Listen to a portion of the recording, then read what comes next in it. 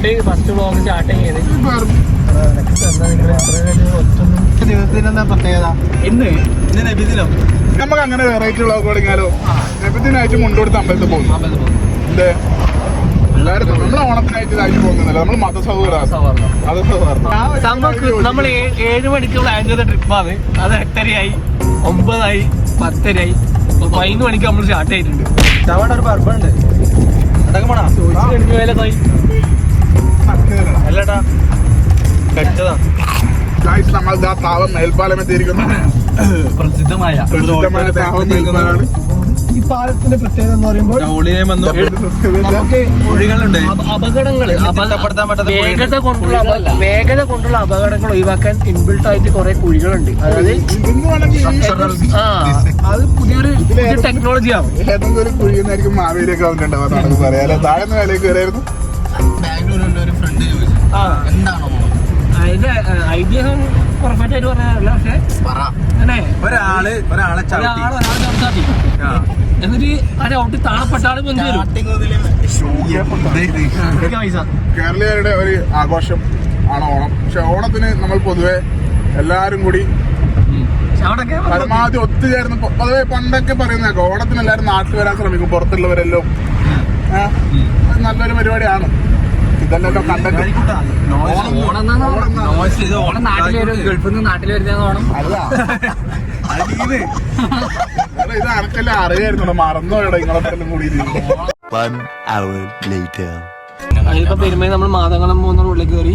ഇവിടുന്ന് നമുക്ക് ഇനി അടുത്ത ജംഗ്ഷന് നമ്മുടെ പയ്യന്നൂരിലെ ആലക്കാട് റോഡ് കയറി. നമ്മള് ഇത് എവിടെയാണ്? എനിക്ക് ഈ വഴി ഓർമ്മയില്ല കേട്ടോ. നേരെ വിട്. ആടുന്ന് ഒരു ടിൻഡ് ഗ്രാഫിക്സ് വീടിയുണ്ട്, അടുത്ത റൈറ്റ് ചോദിക്കാടാ. ഇതാരെങ്കിലും കാണുന്നുണ്ടോ ചോദിക്കാൻ?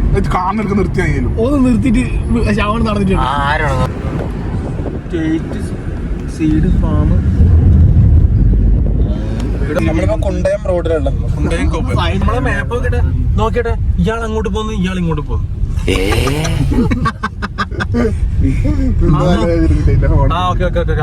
അടുപ്പിക്കുന്നുണ്ട്.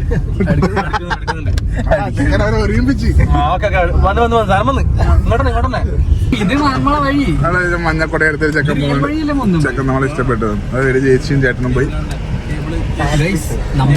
നമ്മളിത് എവിടെയോ എത്തിയിരിക്കുന്നു. വീഡിയോ എടുത്തിട്ടുണ്ടെങ്കിലും ഒരിക്കലും നമ്മൾ കാണിച്ചെന്ന വഴി പോകരുത് അല്ലേ? നിങ്ങൾ ആദ്യം പയ്യന്നൂരിനെ മാപ്പ് ഇടുക, എന്നിട്ട് വരുവാ.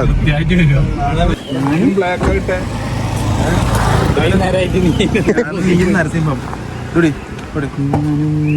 നല്ല വെള്ളം ഒഴുകുന്ന സൗണ്ട് കേൾക്കുന്നുണ്ട്. പക്ഷെ ഒന്നും കാണുന്നില്ല. അപ്പൊ അങ്ങനെ നമ്മള് പോവുകയാണ് അമ്പലം വീട്ടിലേക്ക്.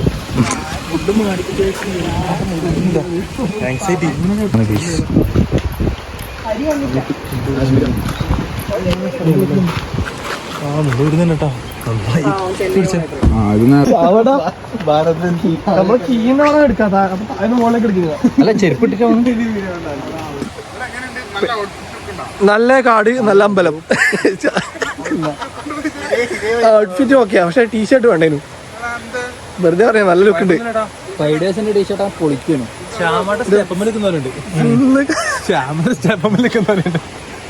നമ്മള് 5 വന്നിനി. നമ്മള് സ്റ്റെപ്പിങ് ഇതിങ്ങനെ ആ എൻട്രൻസ് റോഡ് ആടുന്നിങ്ങനെ സ്റ്റെപ്പിങ്ങിന് ഇറങ്ങി ഉള്ളിങ്ങനെ കാടാണ്. കാട്ടിൻ്റെ ഉള്ളിലായിട്ട് ഇങ്ങനെ കംപ്ലീറ്റ് ആയിട്ടില്ല അമ്പലം. അപ്പം ഇങ്ങനെ സ്റ്റെപ്പിങ്ങനെ ഇറങ്ങി പോകുമ്പോൾ കുറച്ച് സ്റ്റെപ്പ് ഇറങ്ങാണ്ട്, മഴ പെയ്തുകൊണ്ട് നല്ല സ്ലിപ്പറിയാണ്. ശ്രദ്ധിച്ചാണെങ്കിലും കൂരി കുത്തി തലത്തും. പിന്നെ അതാണ് അമ്പലം, അയ്യപ്പൻ്റെ അമ്പലമാണ്. പിന്നെ ഇതിന് കുറച്ചപ്പുറം താഴെയായിട്ട് ഒരു ശിവൻ്റെ പ്രതിഷ്ഠയുണ്ട്. അധികം അപ്പുറം ശിവൻ്റെ പ്രതിഷ്ഠ നമ്മൾ അന്ന് വന്ന വഴി.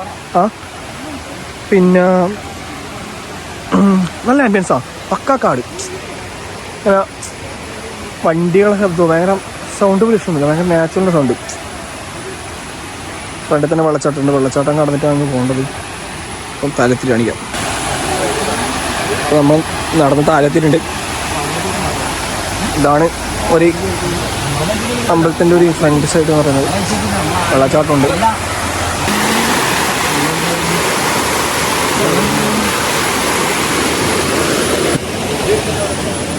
പറഞ്ഞ ഇതുണ്ടോ കൊല്ലു തന്നെ. അങ്ങോട്ടാ ശിവന്റെ ഇഷ്ടം.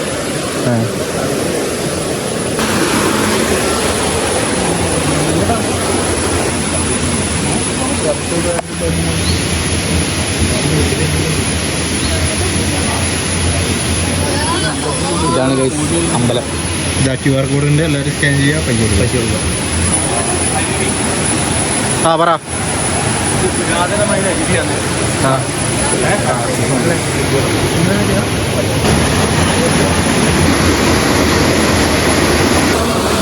ഇതാണ് അമ്പലം. ഇതിൽ പോകാൻ പറ്റുമോന്നും അറിയില്ല.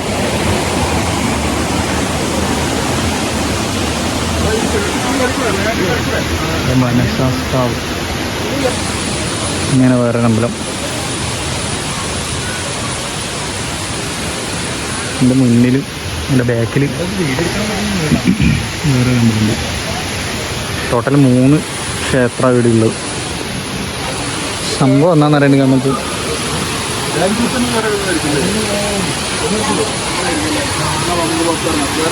അമ്പലത്തിന് മാർക്ക്. അമ്പലത്തിൽ 10-8. 10-8.5. ഓക്കെ. അമ്പലത്തിന് എത്ര മാർക്ക്? അമ്പലത്തിന് നമ്മളിപ്പോൾ അങ്ങനെ ഒരു മാർക്ക് കൊടുത്താൽ ഭക്തജനങ്ങൾ പല രീതിയിലാണ് എടുക്കുക. നമുക്ക് കണ്ടിട്ട് പഠിക്കണം. കൃത്യമായിട്ടൊരു സാധനം പറയാൻ പറ്റും. അതെ. ഞാൻ പറഞ്ഞില്ല, സാധാരണ ശിവനും ഈ കിരാത ശിവനും തമ്മിലുള്ള വ്യത്യാസം മറ്റേ അറിയുന്ന പോലെ ഞാൻ പറഞ്ഞിരുന്നു. ഞാൻ ഇങ്ങനെ എടുക്കല്ലേ, ബാക്കിന്ന് എടുക്കുക. സൗണ്ട് വരട്ടെ, നമുക്ക് ബാക്ക്ഗ്രൗണ്ട് എടുക്കാം. ശിവൻ വേട്ടക്ക് പോകും കാട്ടില്. അന്നേരം സ്വീകരിക്കുന്ന രൂപമാണ് കിരാതശിവൻ, ഭഗവാൻ. അത്രേ ഉള്ളൂ. Simple and humble. അങ്ങനെയാ? ആ, അതാണ്.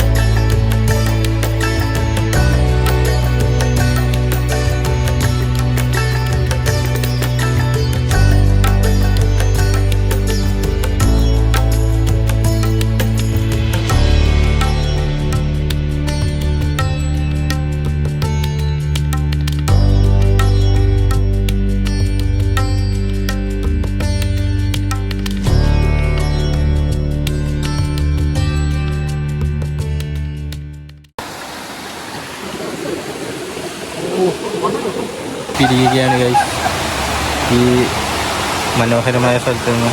സ്ഥലമായി മനോഹരമായ സ്ഥലത്ത് നിന്ന്.